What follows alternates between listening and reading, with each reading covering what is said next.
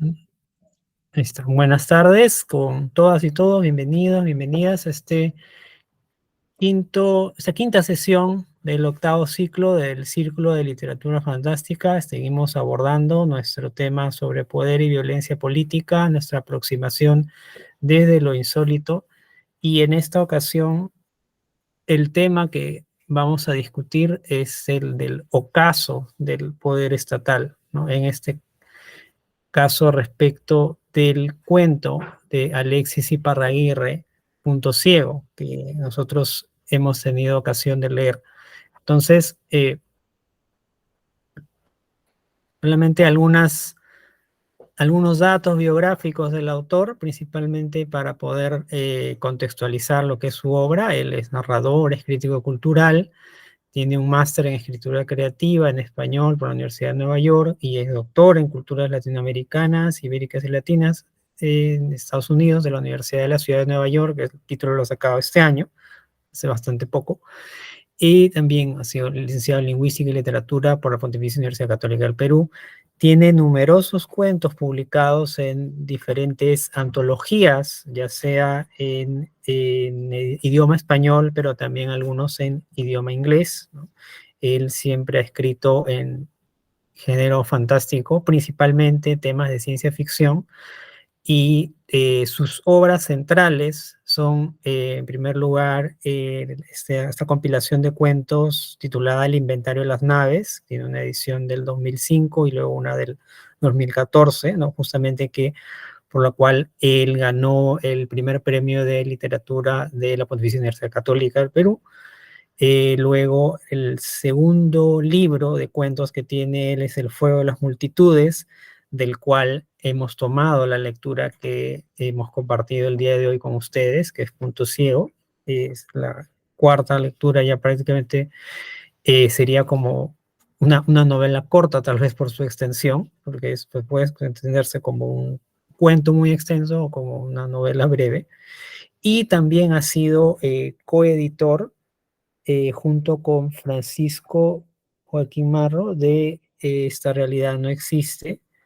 Esta es una antología de ciencia ficción escrita por autores peruanos, ¿no? Que ha sido sobre todo muy interesante el hecho de que esta antología se ha vendido en los círculos de, digamos, de las librerías, las cadenas de las librerías, digamos, más conocidas, ¿no? O sea, no ha pasado desapercibido en su momento, fue algo, un éxito de ventas, digamos, fue algo novedoso, algo que capturó al principal mercado, ¿no? Y fue un trabajo que se hizo no solamente con autores noveles, sino también con autores ya experimentados respecto del género de la ciencia ficción.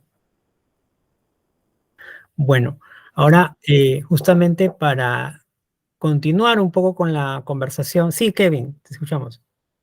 Sí, más o menos quería un poquito, antes de tocar el cuento en sí mismo, quería mencionar algunas particularidades o comentar algunas, digamos, ideas con respecto a cómo la literatura ha podido imaginar, ¿no? Y cómo incluso la historia ha podido asimilar la formación de los estados como lo conocemos hoy en día. Justamente el título de este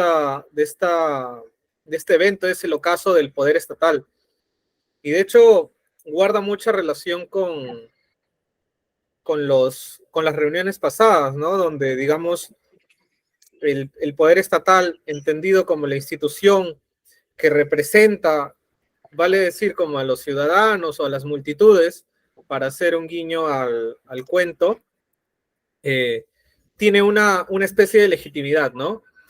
En el cuento incluso se hace alusión, ¿no? Como, digamos, el Estado, en pocas palabras o de manera simple, tiene esa conexión con la cuestión pública, con la representatividad, ¿no? A diferencia de repente de estos organismos privados, cuyos directorios son elegidos fuera de este parámetro, ¿no? Fuera de este parámetro de lo político, entendido como de los países o repúblicas o estados que conocemos hoy en día. Justamente al inicio, antes de la grabación, estuvimos hablando un poquito de este tema de la memoria, ¿no? De hecho, los países se pueden decir que hasta cierto punto parecen ser o se presentan muchas veces como si fueran individuos, ¿no? Cuyo pasado está escrito, incluso hay ideas o hay como que formas de verlo, como pensar de que un país necesita, por ejemplo, ¿no? Ir al psicólogo, necesita como, es un país enfermo, ¿no? Como esa frase de González Prada, como un país, una patria entendida como un sujeto en sí mismo. Creo que esta idea, que es una idea vaga y es una idea floja cuando lo pensamos bien, sí puede estar presente en este caso y en el caso de este cuento.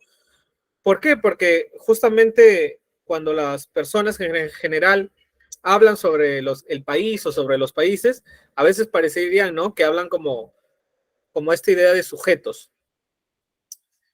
La literatura, las narrativas, en este caso, han encontrado, digamos, terminologías, ¿no? Para explicar esto. Justamente hablamos del tema de Star Wars y, digamos, ahora que estoy un poco yo metido para este mundo de Juego de Tronos, de alguna forma, la organización política, ¿no? El negocio, o mejor dicho, el debate detrás de esto y digamos, cómo se forman instituciones, incluso paralelas, ¿no? Donde, por ejemplo, muchas veces la iglesia puede ser una institución paralela que adquiere un papel preponderante, ¿no? Y que hace, digamos, tambalear al poder estatal, ¿no? El fenómeno de los últimos años sí coincide con el cuento de Alexis, ¿no?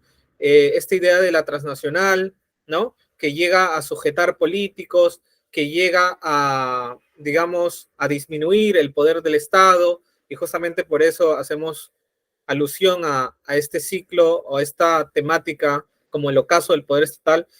Claramente lo vemos, ¿no? Vemos como hay instituciones, digamos, que coartan este poder estatal y este cuento incluso lo propone de su manera. Por eso igual, no sé, de repente si podemos comentar un poquito al respecto antes de entrar al cuento en sí mismo. Yo sé que dentro de unos 15 minutos o 20 minutos Alexis va a entrar junto con nosotros, pero quisiera saber su punto de vista al respecto.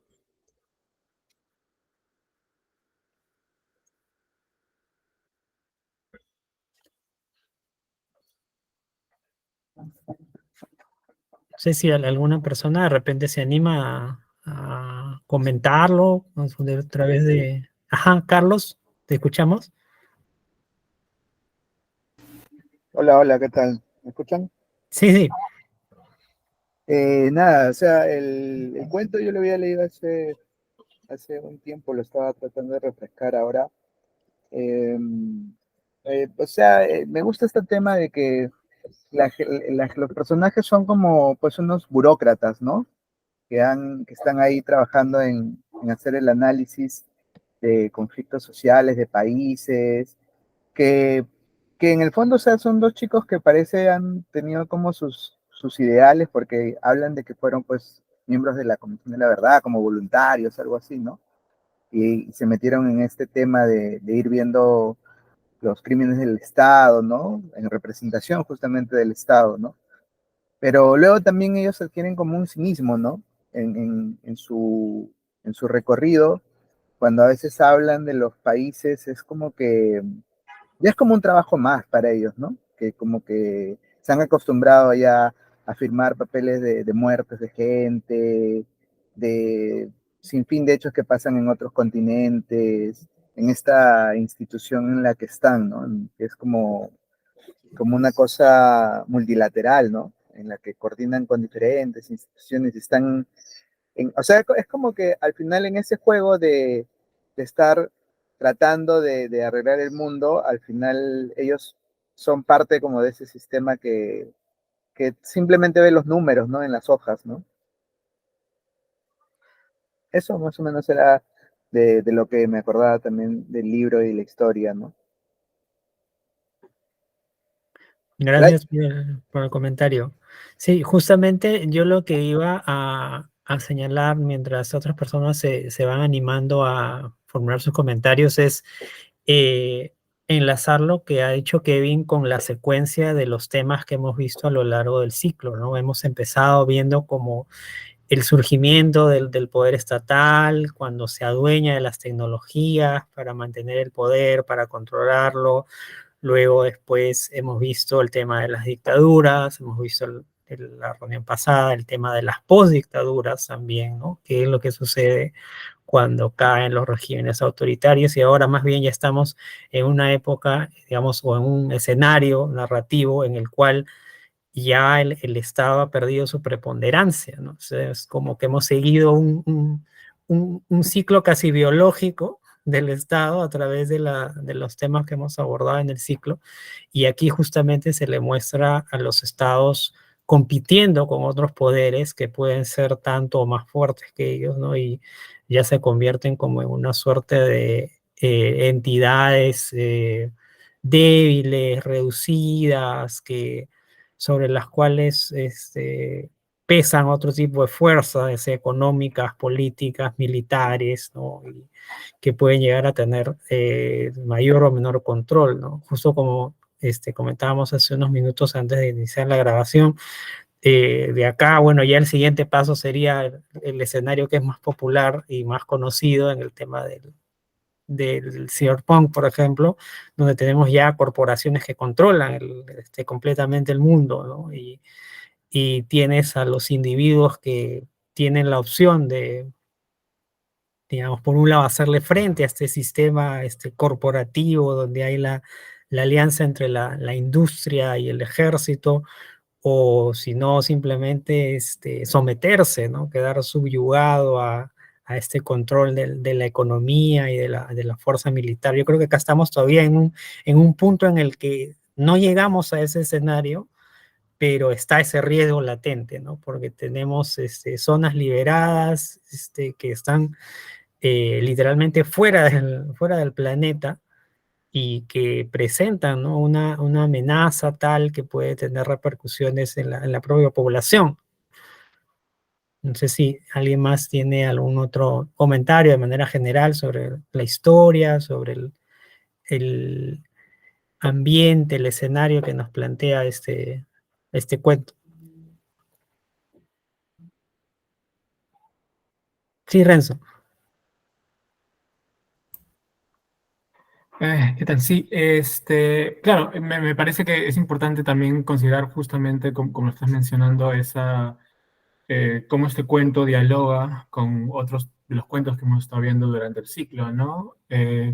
Esperando porque tiene toda esta cuestión distópica, que era un poco también como comenzamos este ciclo, y justamente planteando este escenario, que lo interesante que hace, igual que las distopías en general, es coger varias tensiones, varias ansiedades, varios miedos que están ahí dando vueltas en la época más o menos actual, pues, ¿no? De cuando se llega a salir este cuento, y entonces, y trabajarlas, ¿no? Para llevarlas hasta un cierto extremo, ¿no? Que es en el escenario distópico, ¿no? Y en este caso tenemos, como hace un rato estaba comentando Carlos también, este tema de básicamente estos burócratas, estos tecnócratas que como que en un cierto momento están trabajando dentro de estas industrias, en este caso como una suerte de industria alrededor de los derechos humanos, ¿no?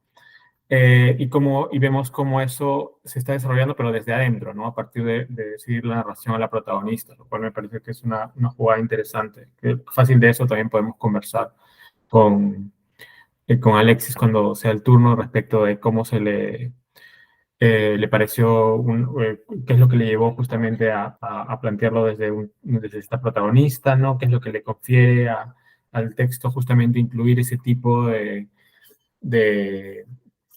organismos dentro de un texto, porque por lo general en los textos de Cyberpunk hay mucho este tema, claro, de corporaciones, a veces farmacéuticas también, de transnacionales, que obviamente están reflejando cierto temor frente a la crisis de los estados-nación, de la globalización, de los intereses de mercado, que son lo que controla todo en el trasfondo, ¿no? El poder del FMI, etcétera, etcétera.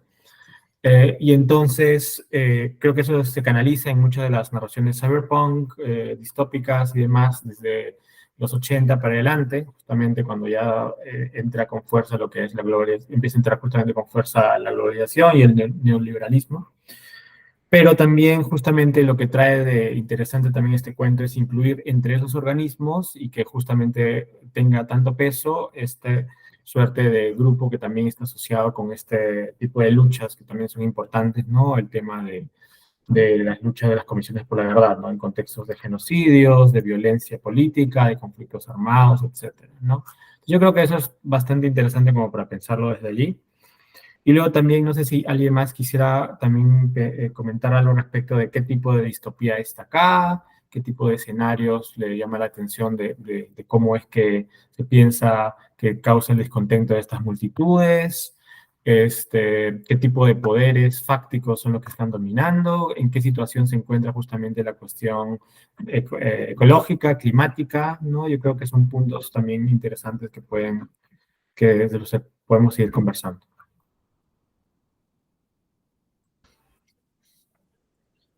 Hola, a Sí. pesar que digamos, en esta entrevista que comenté, el autor menciona que el tema de la verdad, digamos, no fue un tema, digamos, preponderante, o sea, el tema de la memoria, o sea, no lo pensó tanto desde ese punto de vista. O sea, yo creo que el tema de la memoria sí da para muchas narrativas, vale decir, o sea, creo que es enriquecedor. No sé si les ha pasado, ¿no? A veces como están leyendo una historia y es como que el lector se da cuenta o conoce información que otro personaje desconoce, ¿no? O sea, creo que es un efecto narrativo muy interesante. De alguna forma, en este cuento no jugaron con esto, quizás.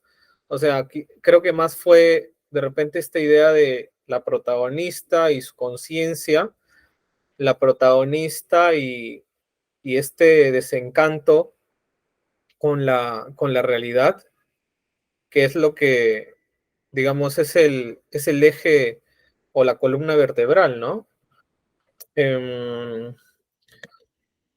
Hasta cierto punto se puede decir que conoce ella el monstruo desde adentro, ¿no? Ujú. Disidente de alguna forma. Creo que por ahí podría ser como la forma de calificarla a la protagonista, hasta cierto punto. Porque, o sea, yo estaba esperando más bien que la protagonista sea, digamos, o se vuelva una más, ¿sí? O sea, una más. ¿Por qué? Porque el sistema ya la iba a trastocar. Eso es lo que de repente yo pensé en un inicio. Yo, digamos, podría creer que ese hubiese sido el final y no el otro que vimos, que es ella con su discurso, convenciendo y digamos eso, ¿no?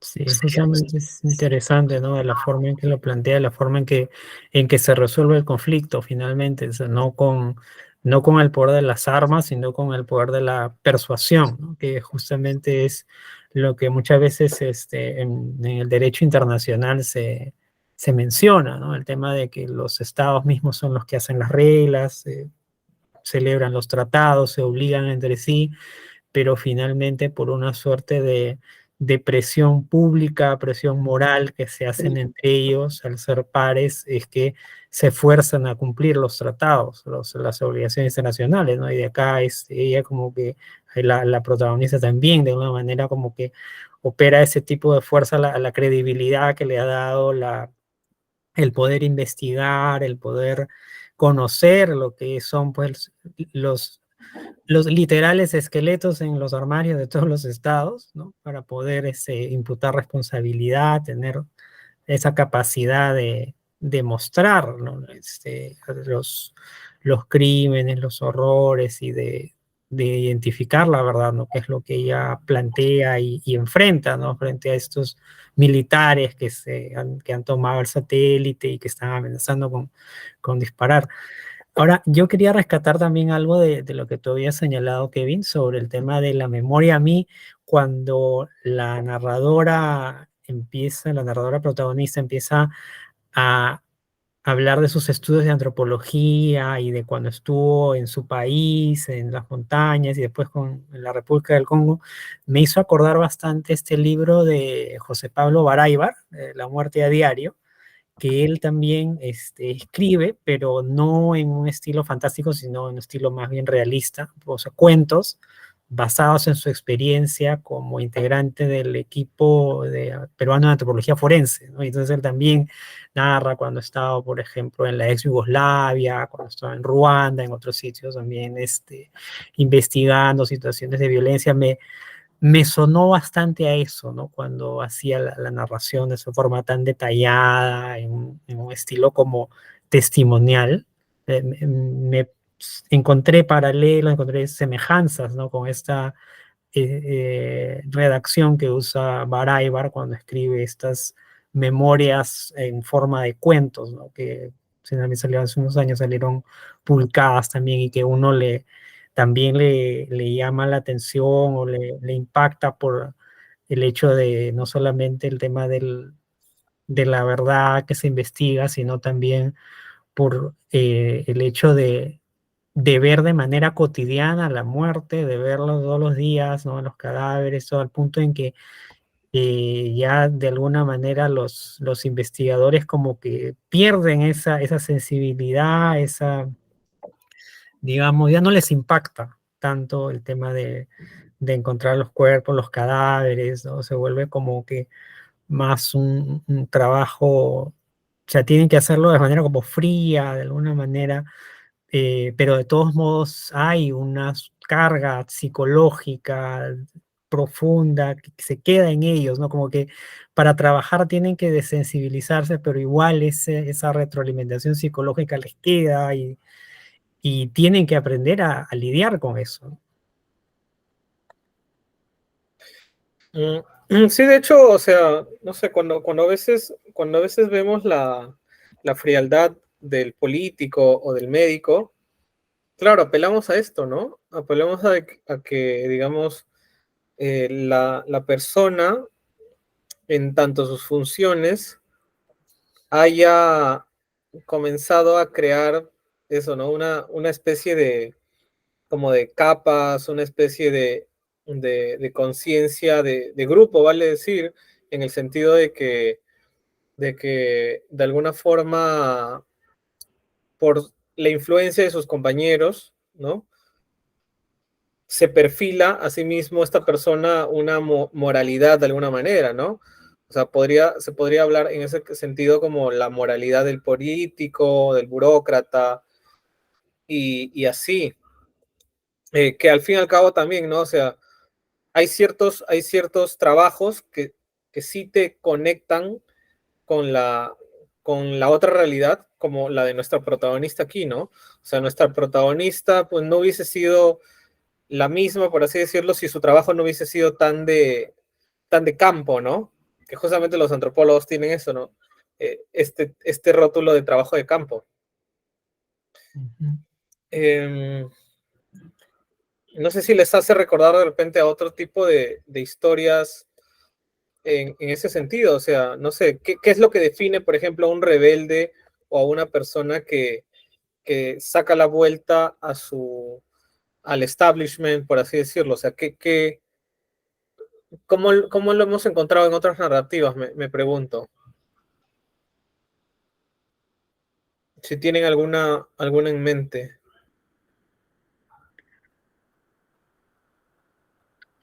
Algún texto, ajá, el outsider. Elsa, de repente puedes elaborar, puedes prender tu micro y te escuchamos. Bueno, yo creo que depende de la narrativa que se esté trazando. Ujú. O sea, por ejemplo, en muchas historias que de repente tienen como que están más vinculadas a un público infantil, normalmente es el outcast, el outsider, la persona que como que desde un inicio te dicen de que como que tiene un pensamiento o tiene como que este conflicto, si se quiere, ¿no? Con el establishment y a partir de eso, como que se genera esta pugna, esta gesta, esta rebelión o lo que sea, ¿no? Digamos, este cuestionamiento hacia el Estado. Pero digamos que dentro de narrativas más adultas, yo siento que eso cambia. Normalmente la persona que cuestiona el Estado es alguien que está casi, o sea, no está más bien muy interesado en este cuestionamiento. Incluso lo puede, o sea, puede tener, digamos, estas incomodidades clásicas que tiene cualquier ciudadano de a pie con el Estado, ¿no? No sé, no me atienden bien en el hospital, hoy día no me alcanzó para el Rappi, yo qué sé, ¿no? O ya algo más, vamos a decir, más duro, no tuve hoy día para cenar o X. Pero estas narrativas en donde se cuestiona, ya más adultas en donde se cuestiona normalmente y donde esta persona no está involucrada y tiende a involucrarse, es porque se genera un proceso de rabia y de insostenibilidad, ¿no? O sea, la situación se vuelve tan insostenible que, de hecho, bueno, hay un libro que no me acuerdo el título, pero que justo habla de eso, de cómo se generan las revueltas, cómo es que un estado se cae.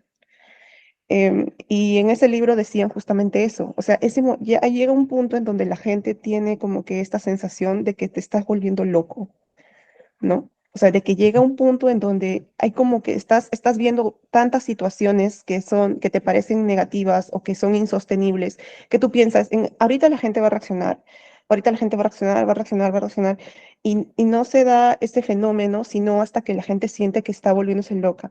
Y en el libro decían, ¿no? Esa sensación de que tú sientes que ya no puedes tolerar otra cosa más, normalmente recién es el inicio, no es el final, no es lo que se supone que debería ser el estallido, sino es apenas el inicio del germen de una rebelión o el germen de una señal de que el Estado no va más.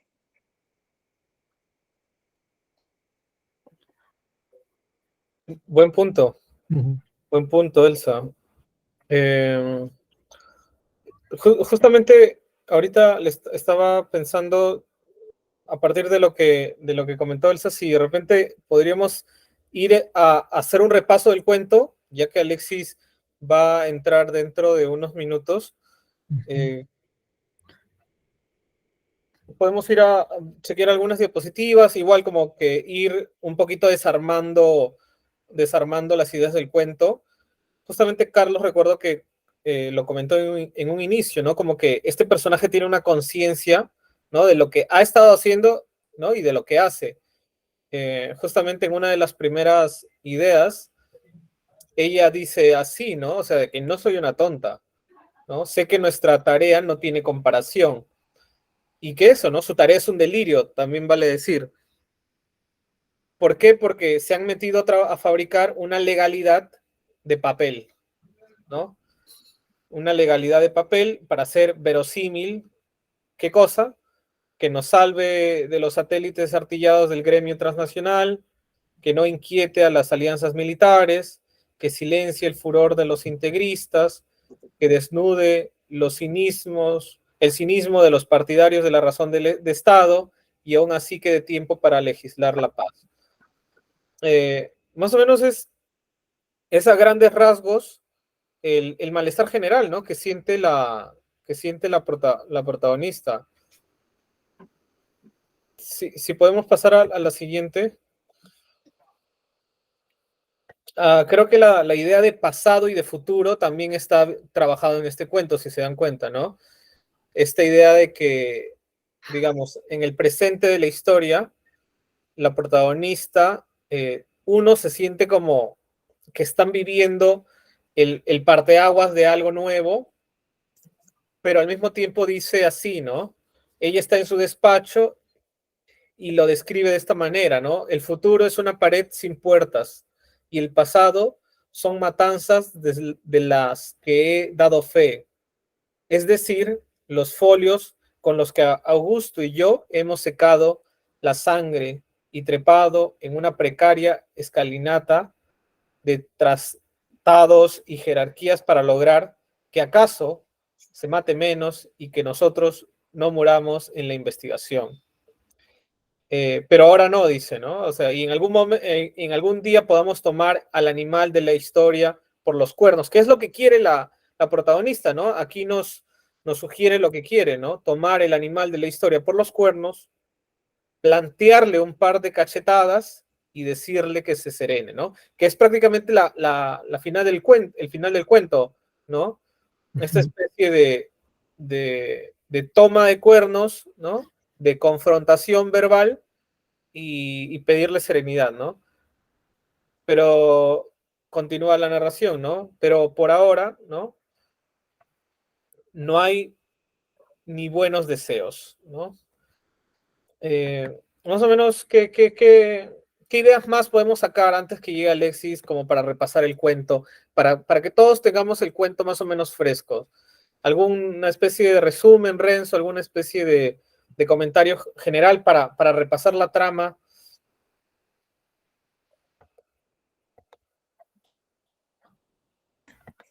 Bueno, sí, no sé si alguien más quiere comentar sobre algún acontecimiento más que de cómo se lleva a cabo la historia del cuento o que le haya llamado la atención, pero creo que es importante remarcar justamente cómo está hecho el cuento, cómo está construido el cuento de manera de que se nos empieza a contar justamente a partir de esta protagonista, tanto un momento en el cual ya se ve esa situación que se nos empieza a plantear de que hay una crisis, hay unas multitudes que están ahí enardecidas y todo eso, y luego hay este repaso hacia su pasado, ¿no? O sea, están como ese manejo de esos dos tiempos narrativos que van avanzando, ¿no? Va avanzando esa situación de crisis, estos momentos en los cuales tienen que hablar con estos burócratas de las diferentes corporaciones y organismos y demás, y ver un poco cómo controlar lo que está pasando, con estas multitudes allá afuera que están haciendo cierto revuelo. Y aparte es toda esta historia desde que ella, como se ha mencionado, ¿no? Empieza como estudiante de antropología, a trabajar en estas comisiones de verdad. Hay estos primeros momentos fundantes, inclusive en su relación con nuestro compañero, con Augusto, de que al comienzo por ahí hay cierto coqueteo romántico, pero que parece que nunca llega a ningún lado, entonces como que simplemente se quedan así cada quien trabajando juntos nomás. Y como así que en un cierto momento inclusive se señala de que ella tiene apellidos que le dan al menos cierta preponderancia en la sociedad humana, mientras que justamente Augusto es el que planea ciertas cosas, pero necesita justamente el apoyo de ella, ¿no? Entonces, por eso también lo que se estaba mencionando creo al inicio de la sesión, de que había un cierto complemento entre ambos por ese lado, hasta que ya en un cierto momento la protagonista se encumbra y Augusto termina siendo su segundo, y empieza pasando toda esta cuestión de la crisis con los militares y esta cuestión del clima y todo lo demás, ¿no? Entonces yo creo que por ahí es interesante pensar también en esa construcción del cuento y cómo seguimos justamente lo que pasa, y al final ya del cuento ya tenemos más o menos claro cuál es el escenario distópico que está ahí, ¿no? Entonces eso también es interesante.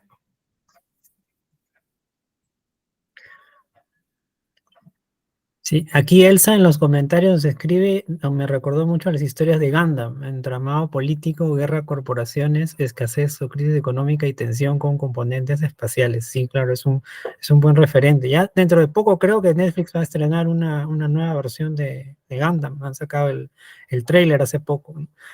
Y sí, pues este tipo de historia de género mecha, donde hay también un trasfondo de guerra y de conspiraciones políticas, ¿no? Ahí también yo al comienzo de la sesión, antes de la grabación, hablaba del universo Marvel 2099, ¿no? Donde que tenías sus superhéroes digamos, de futuristas contra supervillanos también futuristas, pero en realidad los grandes malvados eran las corporaciones, o sea, Alchemax, Demonix, estas transnacionales a las que los estados simplemente no podían controlar, tenían filiales en todo sitio, y eran pues los que movían los hilos de todos, ¿no? Y también, ¿no? Está esta idea, ¿no? Como digo, de entidades que escapan del poder, del control estatal y finalmente imponen su voluntad a través de medios legales o medios cuasi legales, ¿no? O incluso medios abiertamente delictivos, ¿no? Con impunidad, ¿no? Que en este caso justamente la impunidad es lo que se busca combatir, ¿no? Y creo que va un poco en línea con el comentario que habías puesto ahorita, Kevin, en la última diapositiva, ¿no? La idea de combatir este olvido que hay respecto de los crímenes de los militares del pasado, de los regímenes de las dictaduras, y que se habla en el relato, ¿no? De cómo escarban, cómo hacen las indagaciones, y que, digamos, Augusto es como que el más puntilloso, ¿no? De un pequeño indicio empieza a jalar este hilo de la madeja hasta encontrar el entramado más complejo. En el tema de las empresas farmacéuticas, por ejemplo, sí se menciona, pues, ¿no? Bagó y Lilly, que, pues, es que son empresas reales, pues, ¿no? Sí, pues, sí. Bueno, ¿cuáles serían las otras tres, no? De cosas de ponerse a pensar, de repente Claro, Pfizer. porque no mencionó Pfizer, debía haber mencionado ahí. Justamente hablando de esto de Pfizer, ¿no? O sea, creo que la pandemia nos dio esa mirada también de empresarial del mundo, ¿no? O sea, termino con la idea, ¿no? Creo que el debate en el contexto de pandemia no era de repente tanto qué país, ¿no? Cómo se movían los países, o de repente la OMS, ¿no? Sino más era si Pfizer, si no sé, si Sputnik, no sé, era una cuestión así como muy farmacéutica, como utilizar este término, pero muy de industria privatizada, ¿no? O sea, la verdad, a mí me dio risa cuando sacaron una nota de que iba a haber una vacuna peruana. O sea, lo digo porque claro, ¿no? Digamos, era un contexto, la pandemia creo que nos puso en un contexto donde los países se desnudaron, por así decirlo, ¿no? Para hacer colación a este cuento. Oscar. Bueno, damos la bienvenida a Alexis Iparraguirre. Él acaba de ingresar a la sala. Justamente estábamos terminando de hacer algunos comentarios respecto del cuento Punto Ciego que habíamos compartido para esta sesión. Buenas tardes, Alexis, bienvenido. Gracias por unirte a la sesión.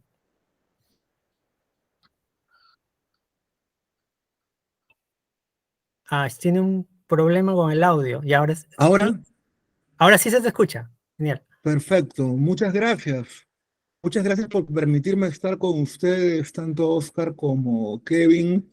Y bueno, me sumo ahora al taller y estoy contento de poder ver a tanta gente que se ha dedicado un poco a leer y que han elegido y que han querido leer un poco de lo que yo hago. Muchas gracias por eso. Bueno, gracias a ti, Alexis. Yo quería plantearte A ver, permítame un segundo. Ya. Yo quería comenzar solamente planteándote una pregunta en relación con el tema que hemos abordado a lo largo de todo este octavo ciclo. Juan Matio, que es el compilador de esta antología de New Weird, titulada Paisajes Experimentales, él comentó que en el caso argentino la ficción extraña que se producía, además, de manera contemporánea, giraba muy en torno a estos temas de la memoria histórica, de la dictadura, de la época de la postdictadura, a través del discurso fantástico. Sin embargo, eso no se ve acá en el Perú, a pesar de que aquí también tenemos nuestra historia, tenemos nuestro pasado, hemos tenido la historia del conflicto armado y la violencia y la dictadura. Entonces, ¿tú crees que el discurso fantástico podría funcionar en el Perú como para hacer este ejercicio de memoria, como para expresar estas ideas que han quedado en la sociedad del post-conflicto peruano? Bueno, es una pregunta complicada ya de saque. Entonces voy a tratar de verla por algunas partes que más o menos conozco, ¿no? Creo que hay que separar o identificar, o sea, digamos, todas las dictaduras pareciera que se parecen, pero como en esta novela de Tolstoy, todas las familias felices se parecen y todas las infelices lo son a su manera. Entonces aquí todas las dictaduras obviamente son tristes, pero cada cual lo es a su manera.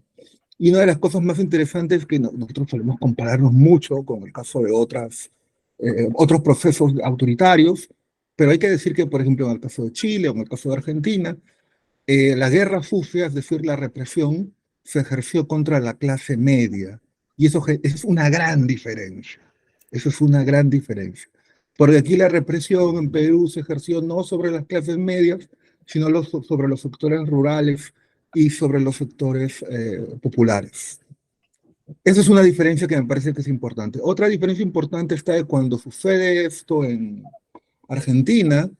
eh, Cuando sucede esto en Argentina, lo que tenemos es un momento en el cual em, la literatura fantástica ya es parte del canon literario de la literatura. Es decir, nadie va a decir que Borges o Cortázar no son grandes escritores, o no va a decir que Sábato, no es Sábato el que va a escribir el informe final de la Comisión de la Verdad en Argentina, ¿no?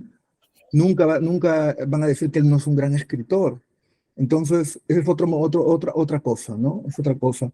En cambio, curiosamente, y eso es una cosa que muy poca gente se ha molestado en notar, mucha de la gente que ha escrito sobre literatura de la violencia y del conflicto y posconflicto en Perú son gente que ha tenido una aproximación a la literatura desde el indigenismo y desde los regionalismos. Entonces, esas son literaturas realistas en el Perú. O en el peor de los casos, digo peor relativamente hablando, son literaturas que tienen algo de real maravilloso. Pero digamos que el lugar de donde parten esos enunciados sobre la posmemoria, la memoria, no son el fantástico, son en la mayoría de los casos literaturas que beben mucho del indigenismo, del neoindigenismo, del realismo. Y en caso de las ciudades, bueno, no me parece que haya un gran escritor urbano de la violencia política, pero vamos, es una literatura que se ancla más en el neorrealismo de los años 50, 60. Entonces, de donde se viene, de donde todos esos escritores vienen, no hay mucho fantástico por escarbar, y creo que por eso no ha ocurrido en el Perú. Claro, o sea, la literatura fantástica puede ser un buen elemento para tratar todo, ¿no? Sobre todo porque como también otros críticos, eso lo he visto en el trabajo de José Wich sobre literatura fantástica, ciencia ficción en el Perú, ¿no? Y hay otra gente que lo dice en México, Alejandra Amato, y hay gente que lo dice Mariana Enríquez lo dice en Argentina, ¿no? Es el hecho de que las literaturas latinoamericanas son literaturas políticas, ¿no? Entonces, y el fantástico latinoamericano, la ciencia ficción latinoamericana son muy políticas. Entonces, desde luego, o sea, la potencia del género está ahí, me parece, la potencia de los... em, o sea, no solamente es que un creador quiere escribir, sino si el género le da herramientas para escribir. Entonces yo creo que la ciencia ficción sí da esas herramientas, lo fantástico también, y podría hacerse. El problema no es si se puede hacer o no, sino si los escritores que han trabajado estos temas de memoria tienen un background que les permite trabajar con lo fantástico eh, eh, o la ciencia ficción, ¿no? Gracias. Renzo, creo que querías hacer una pregunta. Sí, sí, gracias. Buenas tardes, Alexis. Buenas tardes, Ramsey. ¿Qué tal? Quería preguntarte, justamente un poco entrando por esto que justamente cómo comenzó la discusión, de que justamente en Punto Ciego, esta protagonista comienza trabajando como antropóloga en estas comisiones, investigando estos casos de conflictos armados, aludiendo justamente a casos como el caso peruano y demás. Entonces, lo que justamente a partir un poco de eso quería preguntarte es, ¿qué significado le quisiste dar al tema este de la institucionalización de los derechos humanos dentro del cuento, ¿no? A partir justamente de estos organismos que empiezan a cobrar esta suerte digamos, justamente más peso, ¿no? En la instancia internacional. Y un poco lo que también lleva a lo que sucede con esta protagonista y con su compañero, ¿no? De trabajo. Claro, lo que pasa aquí también es que trato de mostrar todas las caras de las que de alguna forma, no sería exagerado decir he sido testigo, ¿no? Pero trato de mostrar todas las posibilidades digamos, si la pregunta es, digamos, en términos reduccionistas, la cuestión sería preguntarnos, bueno, pues los derechos humanos nos van a salvar de todo porque son el lado bueno de la historia, son el progreso, el humanismo, el hecho de que no matar a la gente por las puras, sino tratar de defender absolutamente toda su dignidad y su integridad física. Y por otro lado están los dictadores, que usualmente son gente retorcida, oscura, las Fuerzas Armadas, los conservadores, etcétera, etcétera. Entonces, esta dualidad en dos bandos, por lo menos el año 2000, cuando se estableció la Comisión de la Verdad en el Perú, no era una cosa tal para mí, sobre todo porque creo que debo aclarar esta cuestión, ¿no? Yo en esa época era profesor de la Universidad Católica y la Universidad Católica estaba muy comprometida con la Comisión de la Verdad porque el presidente de la Comisión de la Verdad era el rector de la Universidad Católica. Y también habían contratado a muchos especialistas que eran de la Universidad Católica. Algunos de esos especialistas en altos puestos eran mis amigos, 5 o 10 años mayor que yo. Y ellos venían del edificio este donde funcionaba la Comisión de la Verdad en Magdalena, o en Javier Prado con Salaberry, creo que era el lugar, no recuerdo exactamente. Iban a almorzar a la universidad como una manera de librarse del ambiente que muchas veces era tosigante, ¿no? Me acuerdo que iba escuchando cosas como, por ejemplo, la primera vez que escuché que tendrían que contratar psicólogos y psicoterapeutas para los jóvenes que tomaban testimonios, porque terminaban traumados después de escuchar tantos testimonios de asesinatos y masacres. Entonces, habían cosas de la Comisión de la Verdad que se iban filtrando al comedor de letras de la Católica del año 2000. Y una de las cosas que se iban filtrando y que mis amigos me comentaban, porque no comentar son mis amigos, no era nada confidencial, no habían, o sea, claro, habían un compromiso de fidelidad, de secreto, pero esto era algo así como la rutina de todos los días, ¿no? Era el hecho de que les estaban pagando muy bien por ser empleados de la Comisión de la Verdad. Y en un punto determinado todos se dan cuenta que es un supermercado laboral. Entonces, y además, y claro, ¿no? Este amigo con el que conversaba es un amigo que, como muchos algunos de la generación, de la década anterior a la mía, y otros que son un poco de mi generación, son escépticos, ¿no? Desean algo así como, sí, pues estoy ganando mi dinero, pero alguien tiene que hacer el trabajo sucio, ¿no?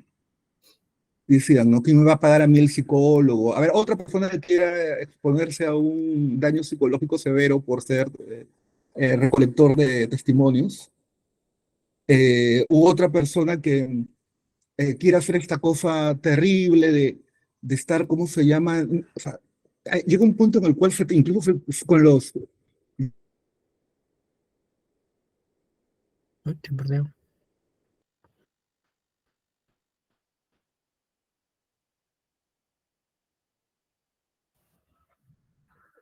Creo que lo hemos perdido.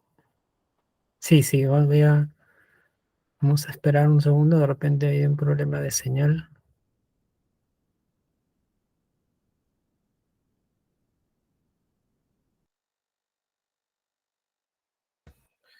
Esperemos un momento. Igual, o sea, me parece importante haber llegado, aunque no, digamos, no, creo que no lo planeamos, ¿no? Llegar a este tema de la Comisión de la Verdad, pero creo que sí enriquece el diálogo en el sentido, de repente, que el libro de la Comisión de la Verdad, o sea, se ha vuelto en un clásico, incluso prácticamente como literario o de fuente de información, es una fuente de información casi primaria, eh, que de alguna forma, pues, yo recuerdo, ¿no? Haber visto algunos debates igual al momento de exponer el tema de la Comisión de la Verdad, reflexionando sobre lo que es la verdad y cosas así. Y en teoría, no sé, viéndolo a distancia, el libro de la Comisión de la Verdad vendría a ser como esta especie de, si es que en un inicio hablamos de que los países parecerían como sujetos, pues la Comisión de la Verdad podría ser como el diario, no sé si suena exagerado la comparación, pero como un diario personal de un país, ¿no? Que claramente lo hicieron personas y claramente estas personas, como comentaba Alexis, que ya se ha integrado aquí y aprovecho para igual agradecer su compañía, eh, estuvieron involucradas. Te continuamos escuchando, Alexis, por favor.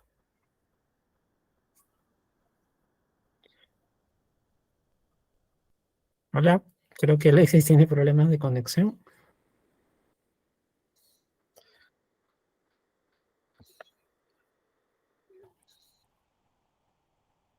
Qué raro. Creo que la PUC tiene algo que ver. Sí, hay un tema ahí con la conexión, pero bueno, Justamente es curioso, ¿no? Que el personaje mujer, o sea, la narradora, mejor dicho, sea la persona sin nombre, ¿no? De esta historia, sea la persona que, claro, incluso no sabemos con exactitud cuál es su país de procedencia, ¿no?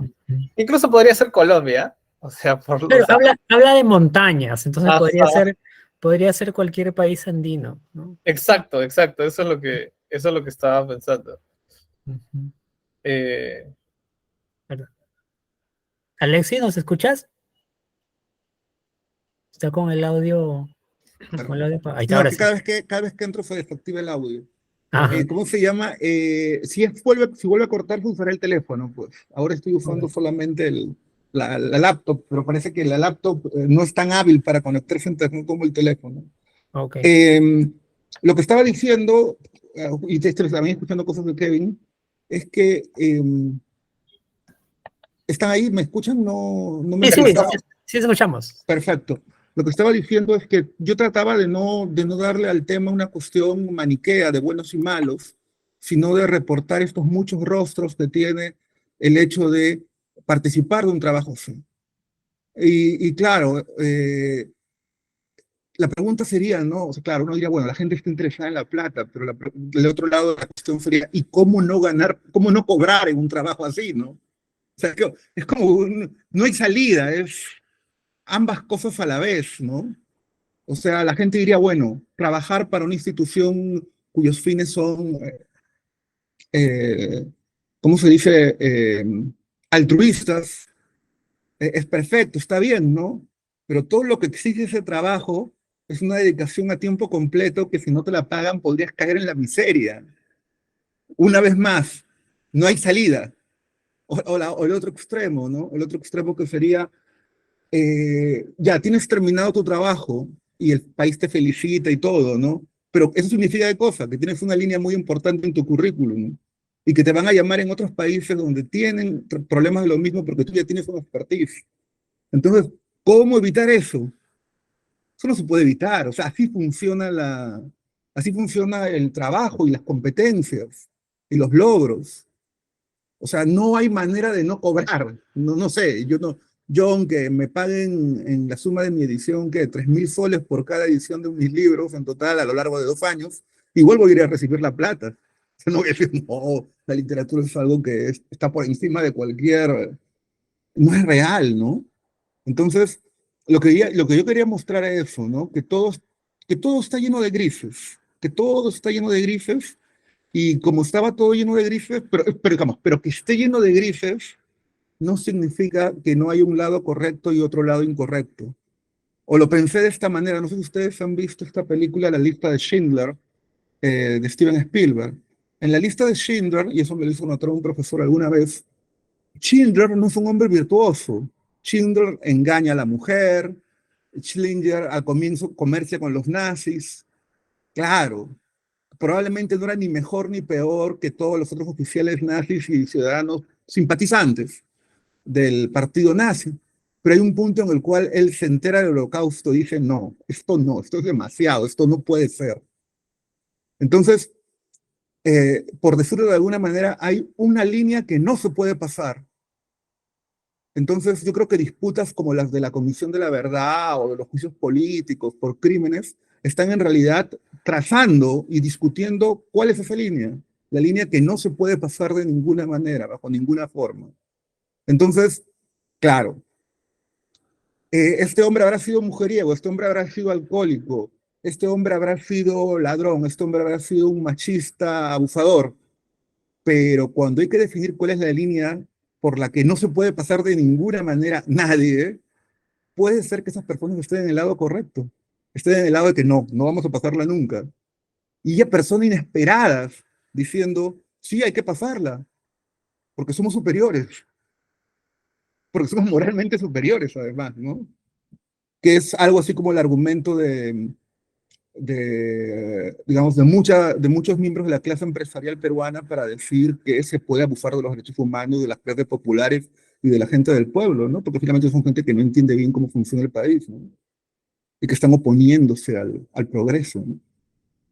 Entonces, yo quería decir, un poco jugar sobre esa idea, ¿no? La idea de que hay una línea que no se puede pasar y una línea que no importa cuán bien y cuán mal se está en lo otro, si están de ese lado, pues, como digo, el punto sería que hay cosas extremas que se pueden o no se pueden hacer.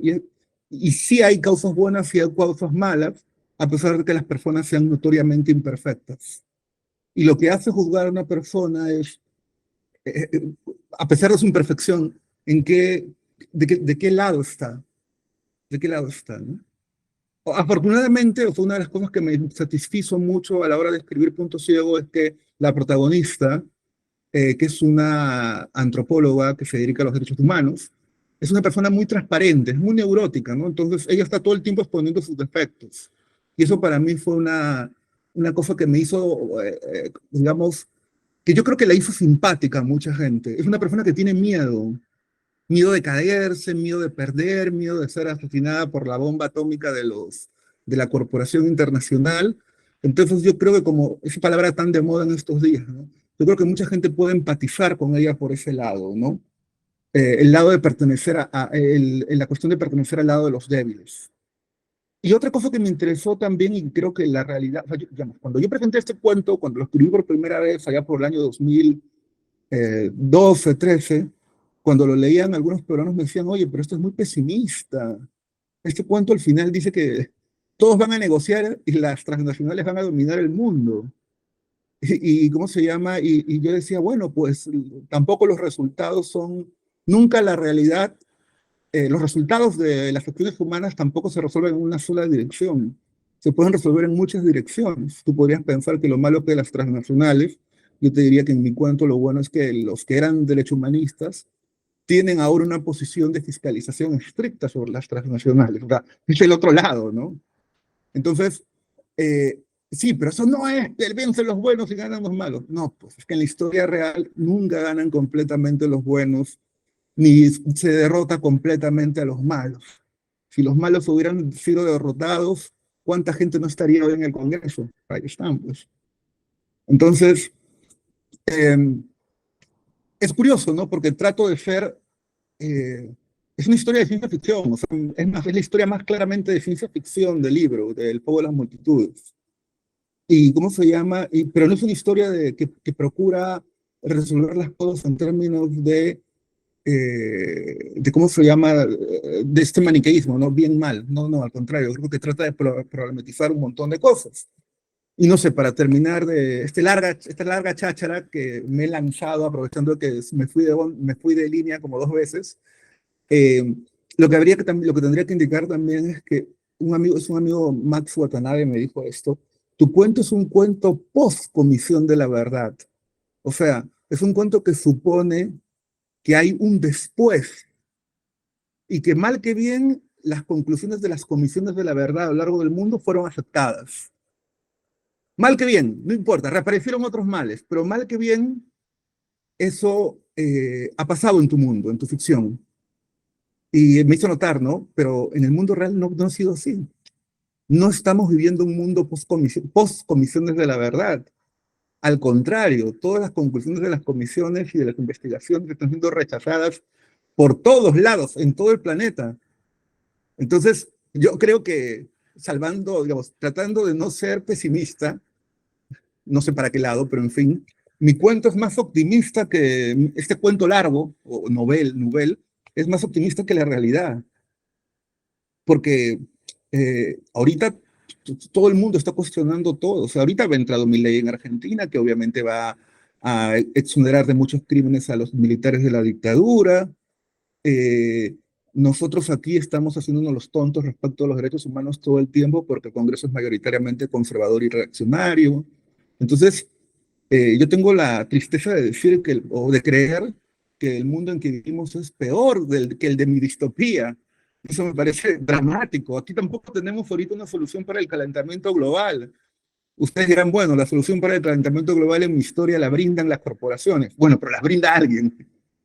Entonces, a pesar de todo lo oscuro que no sé si a ustedes les parece oscuro, mucha gente me decía cuando lo escribí que este era un cuento oscuro, oscuro en el sentido de pesimista, ¿no? Me parece que en este cuento, confrontándolo con el presente, las cosas van un poco mejor. O sea, la gente cree que hay un mañana al final. Sí, eso también nos llamó la atención cuando estábamos discutiendo, ¿no? Cómo es que el grupo de lo que son los investigadores de derechos humanos ejercen como una tercera fuerza, ¿no? Junto a lo que son las corporaciones y lo que son las farmacéuticas, ¿no? Los climatólogos.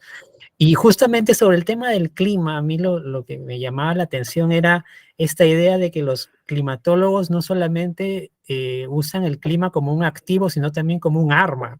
O sea, ahora, a la distancia que estamos ahorita de cuando escribiste el cuento, ¿qué tan factible ves esto? La idea de tener el clima en general como una mercancía o como un instrumento que se puede utilizar para fines bélicos.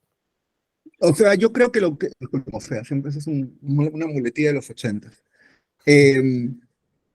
La cuestión, yo no lo veo que eso se vaya a cumplir, no creo que ocurra, es más, no creo que sobrevivamos el punto de inflexión del calentamiento global en el cual partes de nuestra civilización van a ser inviables, como están ahora y no van a ser. Creo que vamos a caer en eso. Pero creo que ellos, digamos, el mundo que existe gracias a la expansión capitalista, que es un mundo, esta última gran expansión capitalista que empieza a finales del siglo XIX y sigue hasta ahora, de distintas maneras, sí he encontrado cosas para comercializar, las más, ¿cómo se dice?, disparatadas, ¿no? O sea, no sé, yo creo que se comercializan ahora o en todo caso se paga y se compra y se vende nuestra subjetividad, nuestra interioridad, ¿no? Porque finalmente lo que consumimos en redes sociales, en Internet, todo eso queda registrado. Y si tú pudieras hacer un registro de todos los lugares que quedan indicados y fueras capaz de encontrar las temáticas de cada uno de esos lugares, tanto los más obscenos como los más altruistas, tú podrías, a partir de la navegación que hace una persona, encontrar el mapa el mapa de tu mente, el mapa de tu interioridad, porque todo eso lo ha buscado tu mente. Todo lo que buscas en Internet es una exteriorización de cosas que deseas interiormente. El caché, el mapa de navegador, el Internet de tu navegador, el archivo de tu navegador, la memoria de tu navegador, es el mapa de tu mente. Es todo lo que has buscado en los últimos 30, 60 días, ahí está. Es eso. Y esos lugares son lugares que luego las empresas de Big Data venden y compran para poder trazar las grandes tendencias del consumo. Entonces, y compran y venden a buen precio, ¿no? Porque quieren saber qué les gusta, a dónde les gusta ir y a dónde les gusta navegar a la gente que trafica en Internet, que circula en Internet. Entonces, lo que están haciendo cuando se compra o se vende Big Data, aunque no específicamente la tuya, están comprando el mapa de las mentes de millones de consumidores, ¿no? Y obviamente ellos, a partir de lo que registra eso, saben qué tipo de webs o qué tipo de servicios ofrecer a través de Internet, ¿no? Cuáles aumentar, qué cosas intensificar, qué es lo que ven más las personas, etcétera.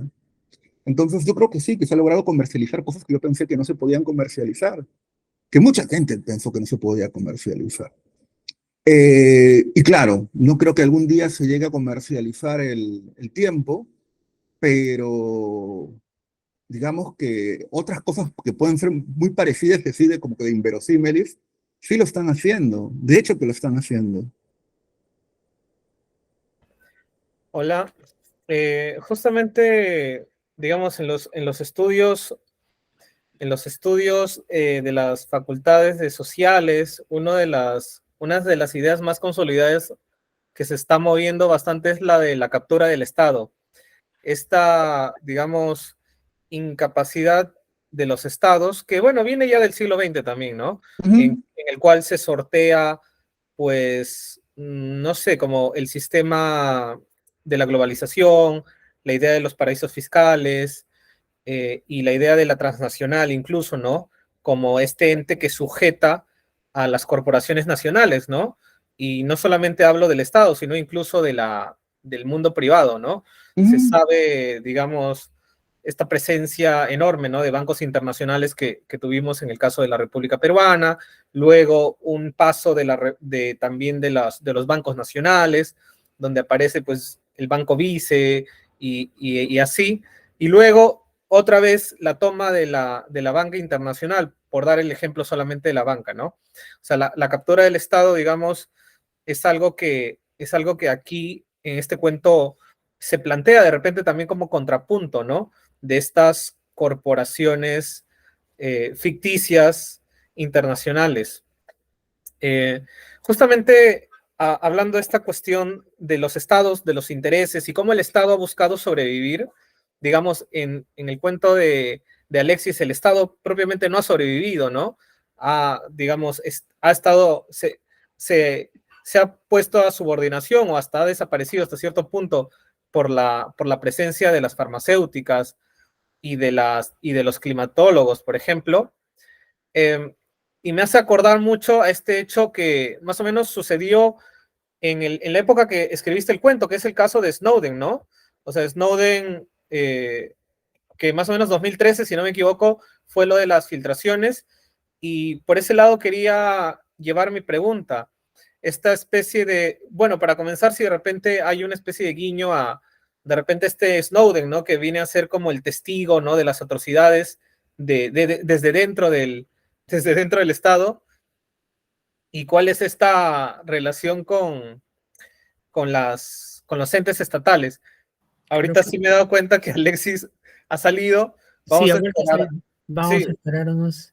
Vamos a esperar unos monitos, unos monitos. Unos minutos. Sí. Pero más o menos igual, quiero estar seguro si lo de Snowden sí me hace, digamos, eco ahorita que justo mencionó el año en que lo escribió. O sea, Snowden, justamente, y haciendo alusión al título, ¿no? Snowden vendría a ser como ese punto ciego, ¿no? Este punto ciego del Estado y en el cual, pues, digamos, este ente que es testigo de las atrocidades puede denunciar, puede, digamos, no sé, como que hacer una especie de portavoz, ¿no? De lo que está sucediendo.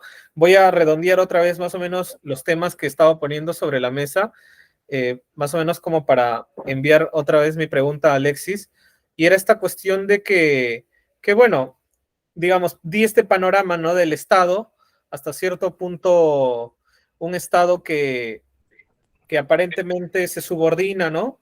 Que está capturado por poderes fácticos, vale decir, por corporaciones internacionales, pero al mismo tiempo también en algunos estados diferentes, ¿no? Como vendría a ser el caso estadounidense. Justamente me resonó un poquito ahorita en la conversación el caso de Snowden, ¿no?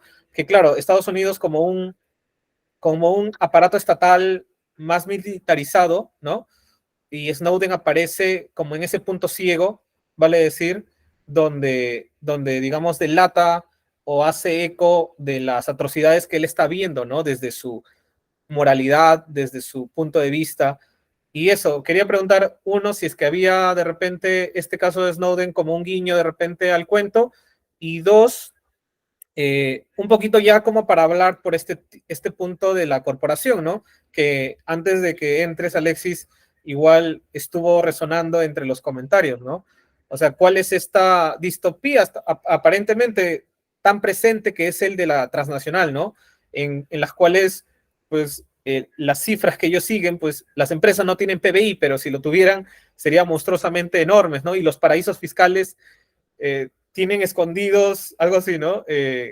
Cantidades ingentes de dinero, que hasta cierto punto, bueno, es muy paraestatal esto, ¿no?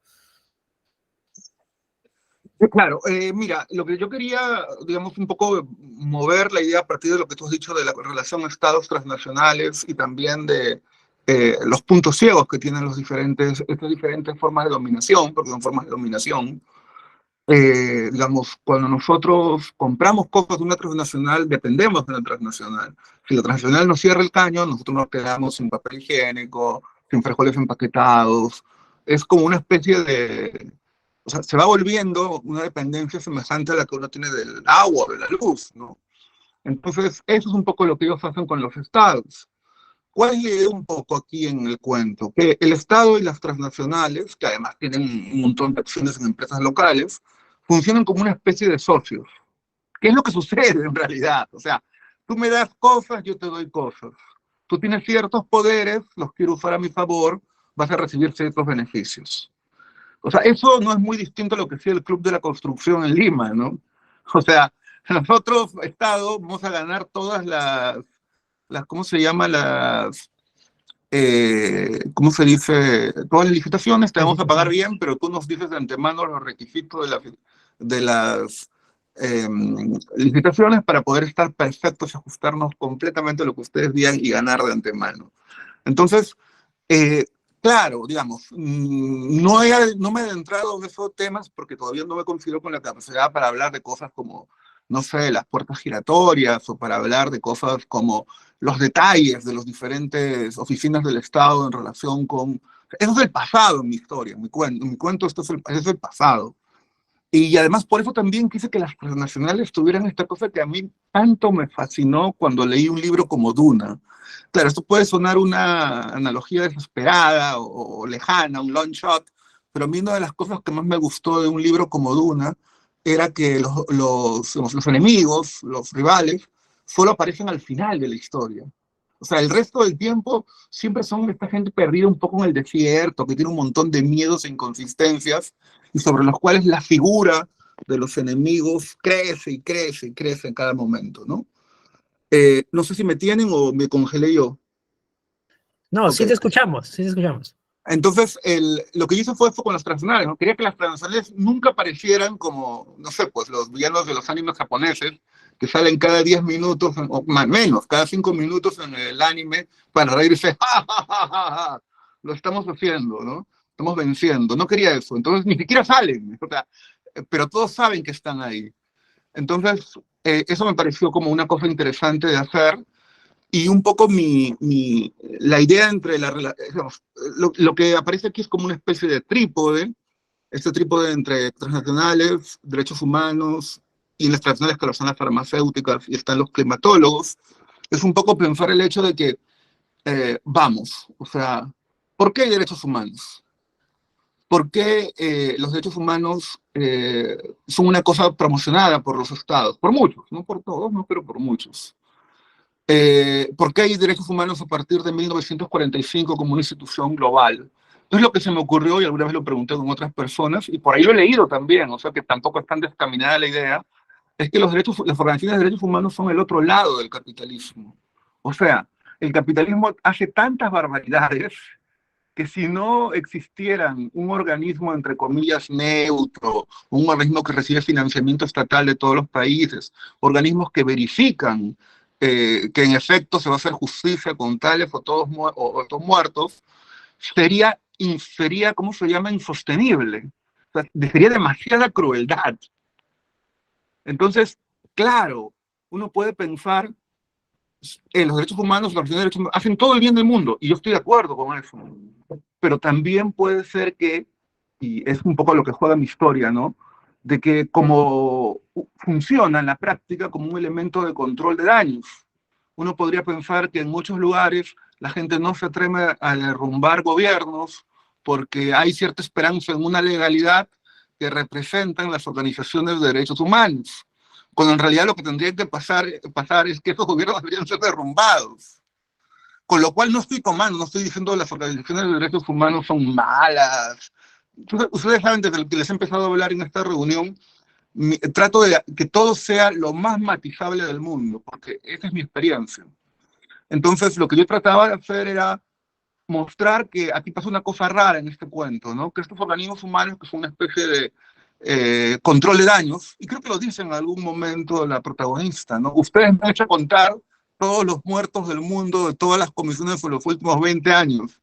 Déjenme a mí que ahora ya no voy a decir la verdad de de los muertos, no voy a decir la verdad de los vivos. Entonces, ella misma creo que lo reconoce en un punto, ¿no? Yo he estado haciendo la labor así como de, sí, pues va a haber paz, va a haber tranquilidad, ¿no? Y al final pasan 10 años y vuelven con todo a violar todo el derecho humano, porque esa es la lógica del sistema. Entonces, también esto es una cosa que a mí me parece positiva dentro de la historia, ¿no? Que instituciones que realmente quieren preservar la vida tomen su propia agencia fuera de cualquier financiamiento, que tomen su propia causa fuera de cualquier financiamiento multimillonario, que ellos sean su propio dinero, que sean su propio ejército, porque además está el tema este de que las dos barracas que se rebelaron contra la corporación, o simplemente quisieron detonar, destruir los edificios de la cooperación internacional, se han sumado como cuerpos de resguardo a la cooperación internacional. Entonces me pareció que esa idea de que hubiese un tercer protagonista con poder, ahora sí con poder real, era darle una vuelta de tuerca a la cuestión de los derechos humanos, que realmente podría terminar haciendo cosas positivas porque no se repitan una serie de masacres o de violaciones que luego quedan, que cuando se dice justicia, al final todo queda en nada, ¿no? Y aquí me quedo porque ya hablé bastante.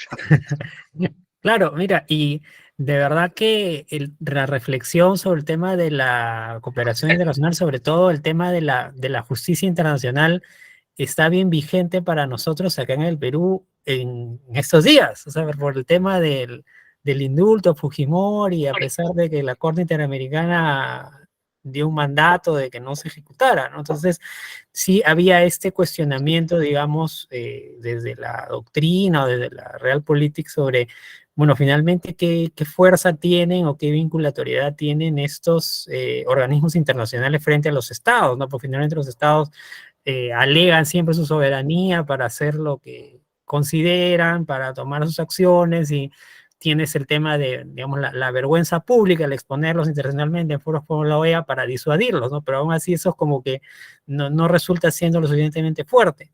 Entonces ahí un poco iba también mi duda también, o mi pregunta para ti en este caso, en el marco del cuento, considerando la situación de acá, proyectándonos al futuro. ¿Tú crees que podamos llegar a una situación de un orden mundial en el cual no hay estados, o tengamos los estados así reducidos a un rol prescindible, o siempre vamos a tenerlos? Ahí, digamos, mi respuesta así al tuntún, sin mayor análisis en este momento, sería afirmar lo que me ha quedado pendiente de la respuesta a Kevin, de decir que en efecto los estados militarizados me parece que van a proseguir durante mucho tiempo, porque además son una especie de enforcement de las políticas mundiales del capitalismo, ¿no? Son los policías, los que por si acaso alguien se revela, ahí están. Pero claro, bueno, lo que trato de hacer es una aproximación sobre, en ese cuento, un cuento del 2013, es una cosa que para mí tiene que estar muy presente en todos. Allí se habían intentado hacer cosas para liberar a Fujimori, y se habían intentado hacer cosas internacionalmente ilegales durante todo el lapso que hubo entre los 92, 90 y tantos, la caída del muro, 88, ¿no? La caída del muro de Berlín, la Unión Europea, digamos, en esa época que va de finales del siglo XX a la primera década del siglo XXI, en el cual se trata de fortalecer un orden internacional unitario, o parece que hay una tendencia a que las Naciones Unidas va a ser en efecto un legislador planetario. Parecía que eso iba a suceder, parecía, pero al final no pasó nada. Pero durante mucho tiempo hubo como esa esperanza, ¿no? Entonces, incluso el hecho de que llegó un punto al comienzo del año 2000, 2003, 2004, en que se decía que ninguna guerra podía declararse si no lo autorizaba Naciones Unidas. La idea de la guerra justa, la única guerra justa era la que era autorizada por Naciones Unidas. Incluso se llegó a creer eso, imagínense. Ahora eso parecía imposible, pues. Y naturalmente el que lo destruyó fue George W. Jr., el hijo George Bush Jr., que fue el que se mandó a atacar a Irak sin autorización de nadie, ¿no? Pero antes se había tratado de la autorización de Naciones Unidas. Entonces, a mí me parecía en ese momento que el orden internacional iba a tener una importancia por el lado del derecho humanitario, por el lado del castigo del crimen internacional, ¿no? O sea, no solamente policías como Interpol, sino también cortes, como la Corte Interamericana o la Corte de la Haya, que defienden el derecho a la vida. Me parece que eso no va a ocurrir porque definitivamente el derecho a la vida es algo que es, digamos, la vida es tan abundante en este, como te diría, esto se lo podría decir hasta Milei, porque es como un principio del capitalismo salvaje, ¿no? La vida es tan abundante que realmente su costo es cero, entonces se le puede destruir a como dé lugar, ¿no? O sea, un poco es eso. Hay tanta gente que puede hacer el trabajo que no importa quién sea. Si tú te vas, a venir otro a hacer tu trabajo. Entonces, yo creo que en términos de cómo se llama, del respeto a la vida, las cosas no van a ir por buen camino. Yo creo que mucha gente va a intentar que se respete la vida, pero en términos globales, yo creo que muchas cosas van a quedar en pura declaración retórica, ¿no? Y lo vemos todos los días, no hay que ser adivino, ¿no? Biden acaba de vetar el alto al fuego en Gaza, un alto al fuego por el cual estaban absolutamente todos los países del Consejo de Seguridad, salvo ellos.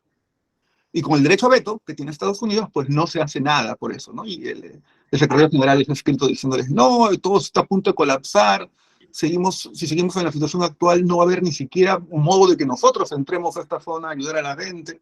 No les importó nada. Y son los intereses económicos, ¿no? De un lugar y de otro. Entonces, yo creo que eso va a seguir así, a pesar de todas las declaraciones retóricas que haya.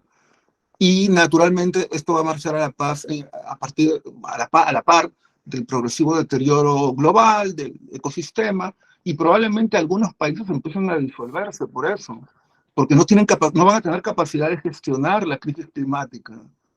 Entonces, yo creo que eso es muy probable. Creo también en que las migraciones climáticas se van a intensificar. Hay gente que se mueve de un país a otro porque el clima se va a volver intolerable en algunos lugares. Entonces, eso también va a poner en cuestión la permanencia de otros estados. Y, digamos, el gran supuesto es que finalmente la globalización va a ser una globalización feudal, en la medida en la que, claro, vamos a estar más o menos interconectados todos porque Internet es barato, y en fin, hasta que no haya un colapso energético va a seguir funcionando Internet naturalmente, pero va a ser en términos de estados cada vez más débiles, porque no va a importar lo que hagan los estados, que están en camino a la quiebra, muchos de ellos ahora en la actualidad. Yo no quisiera que las cosas fueran así, quisiera que tuviéramos una salida, pero, ¿cómo se dice? Por ejemplo, ¿no? Me pongo un estado X, Perú, pongamos, un país que es tan bonito, Perú. ¿Quién está pensando en el colapso global en este momento, en el colapso climático? Nadie. Aquí la gente se pelea en redes, miles de personas en redes peleándose por si tú eres de la derecha o tú eres de la izquierda. Si eres terruco o eres caviar. Nadie te está detrás de los temas importantes, nadie. Y fíjate que estas preocupaciones mías sobre lo climatológico y lo ecológico vienen de simplemente el pánico que se le genera a un niño en los años 80, el ver a un gran físico como Carl Sagan hablando de las posibilidades de extinción planetaria en una serie que se llamaba Cosmos, que pasaban los domingos en Canal 5, creo. Y entonces, desde esa época nos advertían que todo esto podía pasar. ¿Alguien hizo algo? Poquísimo. Entonces, yo creo que el punto del deterioro de las organizaciones, digamos, las organizaciones que gestionan la vida cotidiana en países en los cuales generalmente no saben gestionar la vida cotidiana, cuando les caiga encima la crisis ecológica va a ser peor todavía. O sea, ahí sí le vamos a dar la razón a la señorita Adriana Tudela, que dice que hay lugares donde no hay Estado. Pues no lo va a haber, pues no lo va a haber. Pero simplemente porque ya no va a haber probablemente ni siquiera gente viviendo en esas zonas, ¿no? O sea, si sube a 4 grados centígrados el calentamiento global entre 2000 y 2030, o sea, 4 grados centígrados en todo el planeta, el nivel de las aguas va a subir y las ciudades de la costa de muchos continentes van a quedar inhabitables. Entonces, o sea, yo quisiera que no fuera así, pero lo estamos viendo todos los días. Ahorita, que alguien me diga qué clase de invierno hemos tenido. O sea, esto no es un invierno. No ha sido un invierno. Yo no he tenido que sacar mis chompas ni mis casacas, ¿no? Porque yo recuerdo que de chiquito siempre me ponía chompa para ir al colegio. Nadie, es una cosa... En fin, no digo más porque uno tiene que seguir adelante la vida, ¿no? La vida tiene que continuar en cada uno, ¿no? Pero es una cosa muy lamentable, el inmenso grado de descuido y irresponsabilidad que hay por las cosas realmente importantes. Bueno, ya vamos cerrando Por favor, sin pesimismo. O sea, vamos, todavía estamos acá. Y todavía hay literatura, y hay sol, y hay buenos días, y hay familia que queremos e hijos. Así que tampoco. Ujú. Bueno, gracias de todas maneras, Alexis, por la reflexión y por compartir también la historia detrás de la historia que hemos compartido en esta sesión. Te agradecemos mucho por brindarnos tu presencia en esta quinta y última sesión del 8º ciclo del Círculo de Literatura Fantástica. Aprovechamos también para agradecer a todas las personas que se han conectado a esta reunión. Carlos, ¿quieres hacer un comentario? Sí, te escuchamos. Gracias, Oscar. Antes de que cerremos todo. Nada, bueno, que comentar, chévere la referencia de Duna, que dice Alexis, porque sí, pues en Duna el gran enemigo es la cofradía, ¿no? Del espacio, que es como una corporación. Bueno, en Duna en verdad han pasado muchas cosas que tenemos en nuestra realidad, pero que en Duna es como que ya es parte del pasado, ¿no? Ahí en Duna la Tierra ha existido, ha habido una guerra contra las máquinas, por eso no existen robots. Todo te lo van comentando por ahí, ¿no? Y finalmente se ha vuelto a este sistema como feudal, ¿no? En donde todo está gobernado por feudos, ¿no? Y condes, ¿no? Y con el emperador ahí, que igual siguen teniendo sus luchas de poderes. Sobre el tema del libro, de la historia acá de Punto Ciego, yo le quería preguntar a Alexis, primero, si normalmente cuando este libro lo escribió, pues él por el 2013, ¿no? 2013 lo terminé de escribir y salió en el 2016. Ajá, sí, claro, por el 2016 salió, pre-pandemia, ¿no? Ahora que estamos ya en un mundo post-pandemia, pues, como tú dices, su libro queda hasta amigable y optimista, ¿no? Un poco.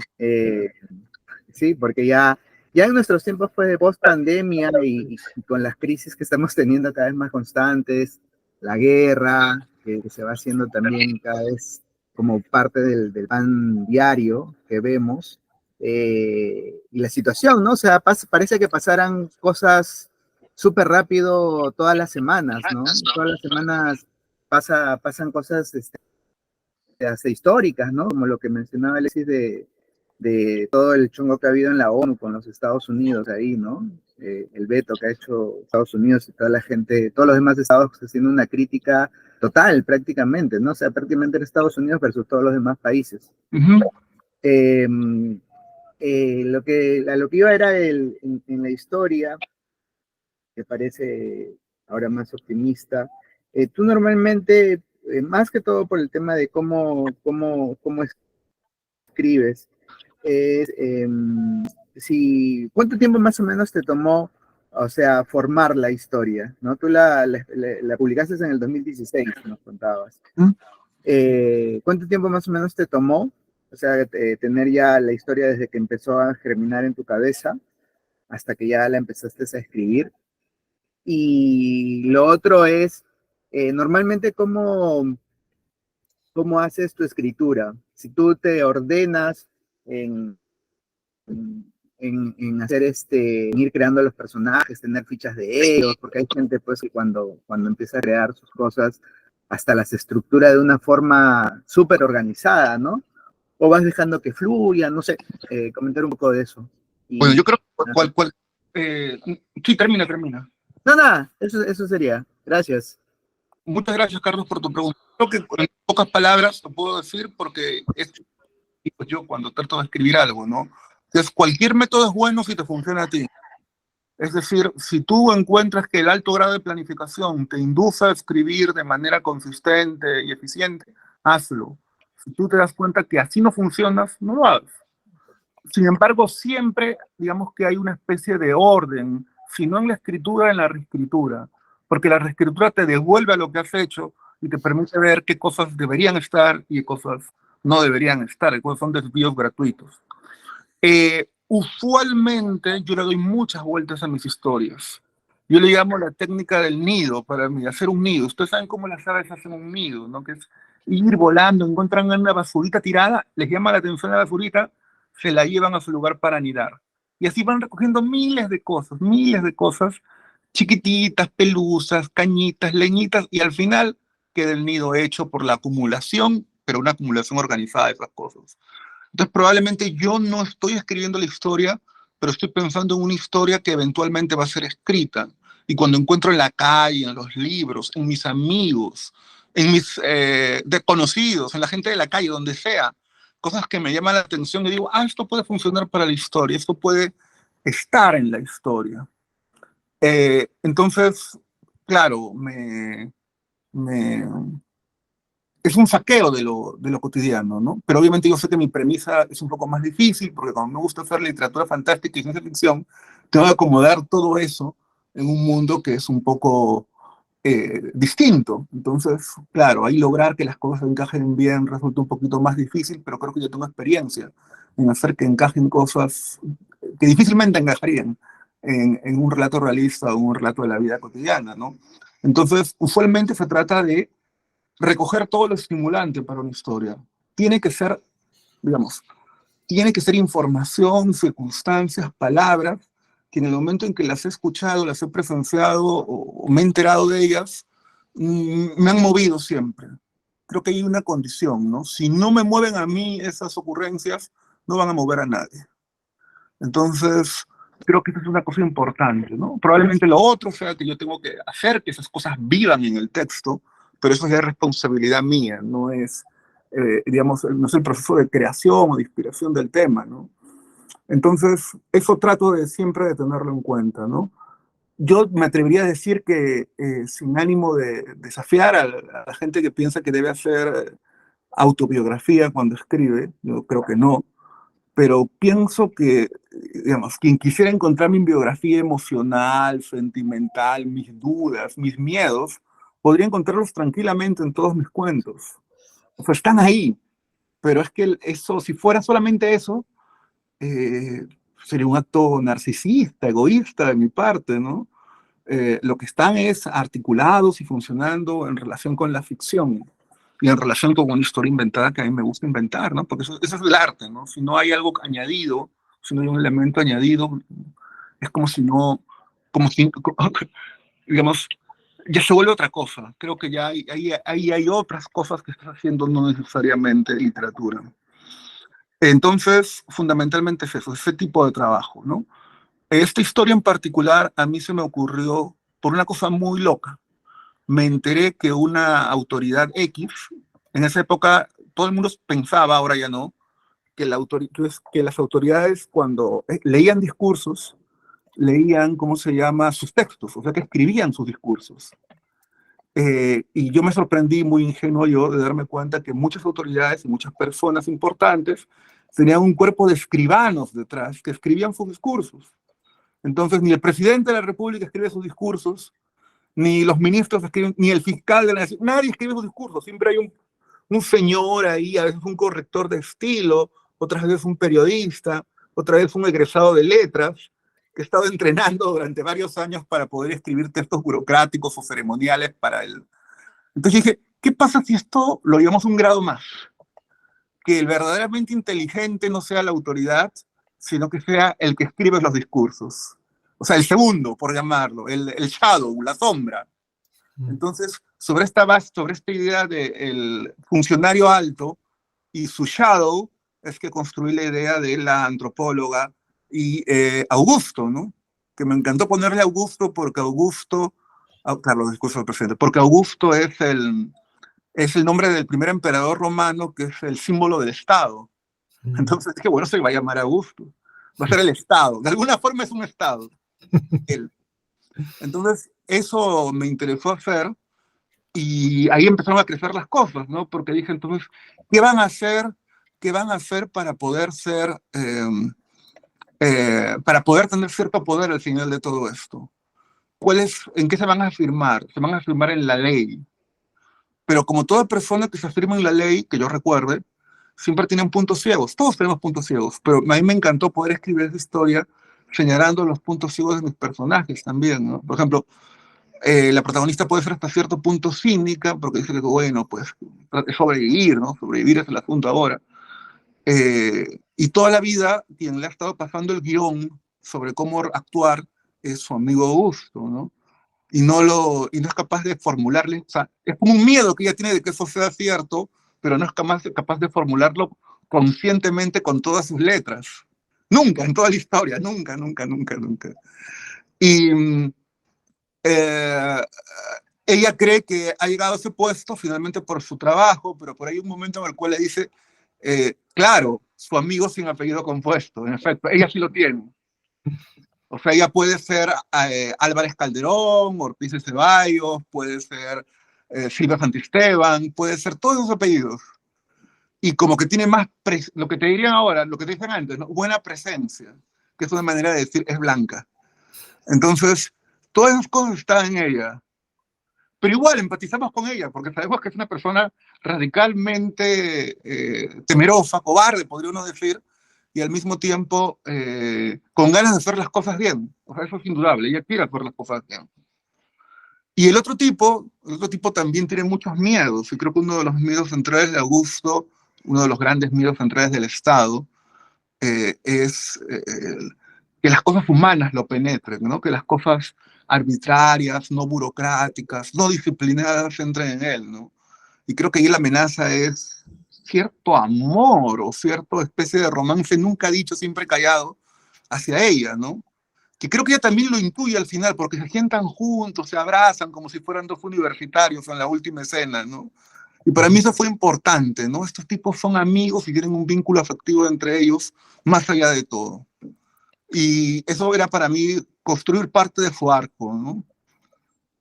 Son dos personas que se han encontrado en un trabajo duro, agotador, políticamente demandante, y que han mantenido su hermandad a pesar de eso, a pesar de los años, a pesar de todas las diferencias sociales y económicas que puede haber. Porque sí hay cosas, ¿no? Hay cosas en las que el trabajo te une. No todo, o sea, claro, la clase es importante, la procedencia, pero la vida misma todos los días también crea sus alianzas, ¿no? Entonces, eso para mí, además, me parece que es tan peruano eso. O sea, yo no hablo nunca del Perú en esta historia, pero me parece que es tan peruano que gente de distintas clases sociales que pueden no ir a las mismas fiestas, no tener los mismos amigos, pero hay una dimensión en el trabajo en la cual son peor que uña y mugre y son peor que si hubieran nacido en la misma cuna, ¿no? Entonces, el trabajo hermana a veces otras cosas que no se hermanan nunca. Eso fue un poco la idea por la cual empecé a tirar a estos personajes, y bueno, ya todas mis preocupaciones luego de otro orden se fueron articulando en torno de ellos. Perdón si me extendí mucho. No, muchas gracias más bien, Alexis, por ese apunte. Bueno, entonces, si no hay más preguntas de los participantes o del equipo, ok, entonces vamos cerrando la reunión nuevamente. Agradecerte, Alexis, por tu presencia, por conectarte a la sesión de hoy. Agradecerle a todas las personas que nos han estado acompañando durante este 8º ciclo del Círculo de Literatura Fantástica, en especial en esta 5ª y última sesión. Agradecerles a Kevin, Zabaleta, a Renzo Rivas, con los cuales hemos estado organizando las 5 sesiones. También a Richard, que me acompañó en la sesión pasada, en la mediación, y también invitarlos finalmente a que se mantengan en contacto a través del grupo de WhatsApp y que estén pendientes las publicaciones de la Casa de la Literatura para que tengan las novedades sobre las próximas actividades en las que va a participar el Círculo de Literatura Fantástica y las nuevas convocatorias que vamos a realizar, ¿no? En los siguientes ciclos, las siguientes temáticas que vamos a abordar. Esperamos verlos nuevamente en nuestro siguiente ciclo y les deseamos una buena tarde. Muchas gracias a todos. Muchas gracias, Alexis, Kevin. Muchas gracias. Muchas gracias a todos, realmente, por esta bonita tarde. Cuídense un montón y seguimos en contacto por ahí. Cuídense, chao. Muchas gracias. Buenas tardes.